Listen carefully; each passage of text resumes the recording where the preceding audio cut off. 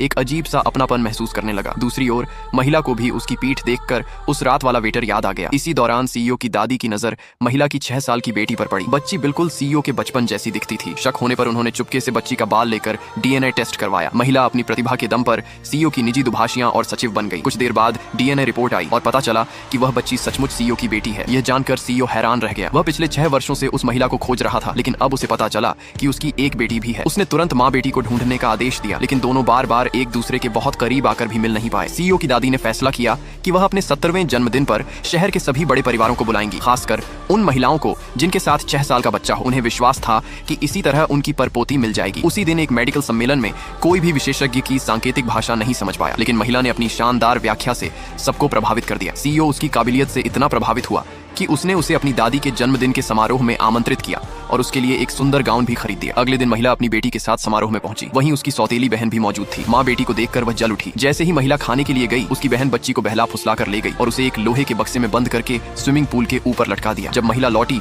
तो उसकी बेटी गायब थी। वह घबरा कर उसे ढूंढने लगी। तभी उसे अपनी बेटी की मदद के लिए चीख सुनाई दी। उसने देखा कि उसकी बेटी लोहे के बक्से में बंद है और बक्सा पानी के ऊपर लटका हुआ है। बच्ची को दिल की बीमारी थी और वह डर के मारे रो रही थी। महिला अपनी बहन से बेटी को छोड़ देने की भीख मांगने लगी, लेकिन उसकी बहन ने उसकी एक न सुनी। उसने अपने आदमियों को रस्सी छोड़ने का आदेश दिया। बक्सा नीचे गिरने लगा। महिला ने पूरी ताकत से रस्सी पकड़ ली और अपनी बेटी को हिम्मत देते हुए कहा, डरो मत मम्मी, तुम्हें कुछ नहीं होने देगी। उसी समय सीईओ की दादी बच्ची को अपनी परपोती मानकर अपनाने के लिए उसे ढूंढ रही थी, लेकिन इससे पहले कि वे वहां पहुंचती, महिला की बहन ने मेज से एक फल काटने वाला चाकू उठाया और रस्सी काट दी। बक्सा पानी में गिरने लगा। अपनी बेटी को खतरे में देखकर महिला को 6 साल पहले की वह घटना याद आ गई, जब उसकी बहन ने उसे स्विमिंग पूल में धक्का दिया था। उसी हादसे के बाद से उसे गहरे पानी से बहुत डर लगने लगा था। फिर भी वह अपनी बेटी को बचाने के लिए सब कुछ दांव पर लगाने को तैयार थी। तभी उसकी बहन ने उसे भी पूल में धक्का दे दिया। महिला तैरना भी नहीं जानती थी। उसकी बहन ने उसका सिर पानी के अंदर दबा दिया और उसे बाहर निकलने नहीं दिया। महिला पूरी ताकत से संघर्ष करती रही, लेकिन उसकी बहन उसे मार डालना चाहती थी। ठीक उसी समय सीईओ दौड़ता